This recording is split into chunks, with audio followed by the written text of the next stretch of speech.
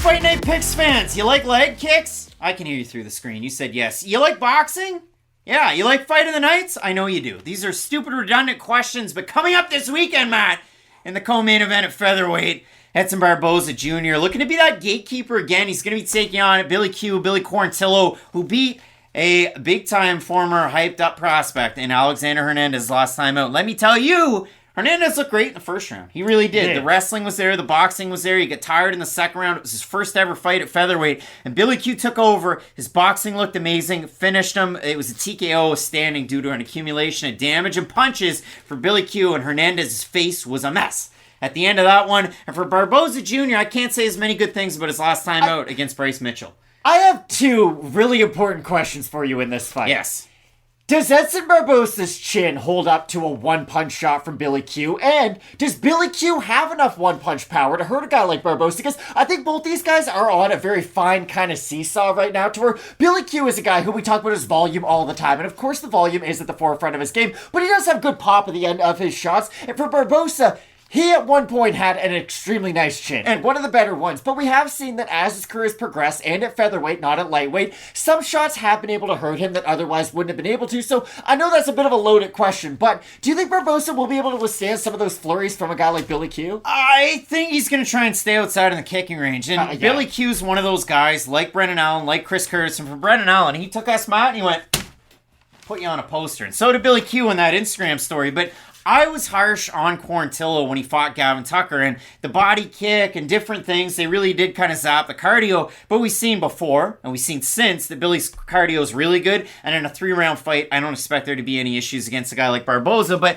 for Barboza to kind of hammer home your point, his last time out, it was what, a right straight and a left hook that landed for Bryce Mitchell? And dropped Barboza. And I know he popped right back up to his feet and then he got taken down out of that. But you look at the final scores out of that fight and you think it was like, and it was, like a mollywop. 30-25, 30-26, 30-27. It was really bad for Barboza. He couldn't defend any of the takedowns. He got beat in the striking. The left hand wasn't talking to the right hand, and he couldn't get his own striking game working. And when I talk about Barboza's leg kicks, look at the leg to body combination out of the kicks that he had against a guy like Dan Hooker when he put him on a poster. It was working out amazingly, and that's kind of my big point for this video that I want to get across. Billy Quarantillo against some of these higher level guys. Against Hernandez, 87 significant strikes, 9 leg kicks. Against Burgos, 164 significant strikes, 7 leg kicks. We also got to say, though, Edson Barboza beat the brakes off Shane Burgos. Gabriel Benitez, 100 strikes, 7 leg kicks. Tucker, 81 strikes, 7 leg kicks. And against Kyle Nelson, Canadian, 79 total strikes, or significant strikes, 12 leg kicks. Quarantillo doesn't throw a lot of kicks. He cuts the distance with really nice movement on the feet, but also hooks to really break things down, get his opponent behind the block line, and really take over. Pop head, pop body. Doesn't throw kicks. Edson throws the kitchen sink of kicks. I mean, if we were throwing, we were trying to lab the Vessel, he'd be taking that sink and he'd be throwing it out there at you. But for Barboza at this point in his career, does he have the foot speed to get out of the way of against a guy like Quarantillo? That's my big question mark in this one. And this is where I'm going to throw another curveball at you. If Barboza plants his feet, I don't think there's a world where Billy Q wants to just stand in the pocket with Edson Barboza. Like, Edson, we talk about the kicks, and yeah, they're great. When Edson Barboza just plants his feet, though, and throws his hands, he has incredible hand-speed combinations and power. But his chin's not there anymore. I know it's not, but Billy Q is a guy who throws a lot of volume and leaves those openings for a guy like Barboza. If Barboza starts mixing in that left hook to the body and going left hook up top, because he likes same-side attacks, and we don't see that often in MMA. It's a lot of you throw a jab, followed by a right hand, followed by a left hook. Edson will throw 4 straight left hooks to the body and to the head, and really mixing his combinations. This is one of those fights where I think it's going to be really one-sided for one guy. It's just really difficult to say who it's going to be one-sided for, because I do think there's a world where Edson goes in there, throws the leg kick, makes Billy a much more stationary target, and then starts to pick him apart with the boxing. But, like you had mentioned, if Edson doesn't have the footwork, if he does get himself caught up against the cage, we've seen Billy Q. He's like a shark in the water. Once he senses blood, it's pretty much over. He has great finishing instinct. Like the Alexander Hernandez fight, the second Hernandez seemed like he had missed a step, Billy Q, it's just like a light went off in his head, and he put the pressure on him.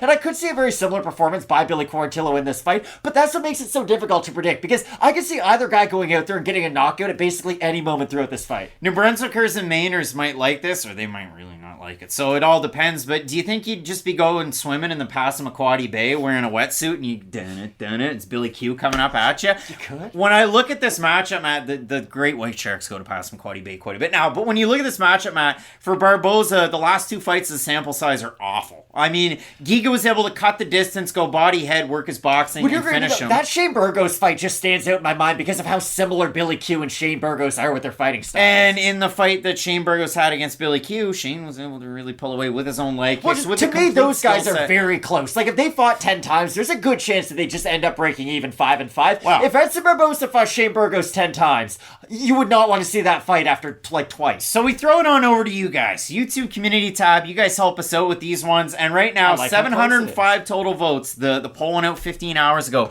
54% going with Quarantillo, 46% with Barboza. Out of the comments section, Tommy saying Billy is crazy durable. Edson, it's hard and fast, but he's older now. Edson's also durable too, but he fades. I'll take Billy on this one. T. Kin saying Edson too much mileage under his hood. And I'll go with one more. Hot Dogs is always out there. Edson fought the murderer's row, so the record doesn't worry me one bit. The worsening chin gives me concern. And Hot Dogs made a point of putting that on a separate line. Edson by leg kick, TKO for old time's sake. So people kind of all over the place. The votes with Billy Q. Edson also getting his due because, listen, the guy's been around forever. He's a part of that Teenage Wasteland Bubba O'Reilly intro where he lands the leg kick on Terry Edom. You know how good the kicks are from Barboza. I like the wheel kick. Yeah, that's what I meant to say. Sorry. But when you do focus on this one, try not to go galaxy brain. I have a hard time on the pick.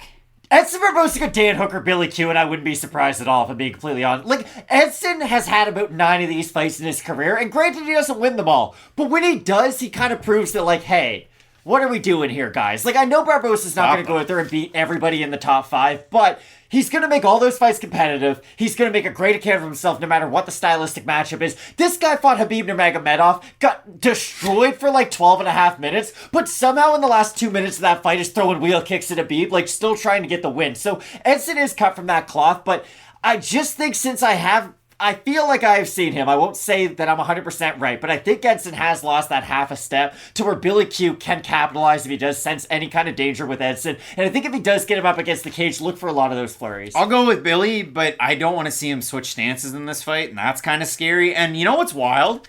Billy Quarantillo is 3 years younger than Edson Barboza. That feels wild. So both of us going with the former King of the Cage man, Billy Quarantillo in the matchup. Those boxing combinations, cutting the cage. This is going to be an amazing fight. You want a striker's paradise. I know Billy's more apt to go to the wrestling than Barboza is, but it is an amazing one. Make sure you check out that main event. Max Holloway's taking on Arnold Allen. Lot to say on that one. Keep it locked in with Fight Night Picks, we always say. Let's get into it.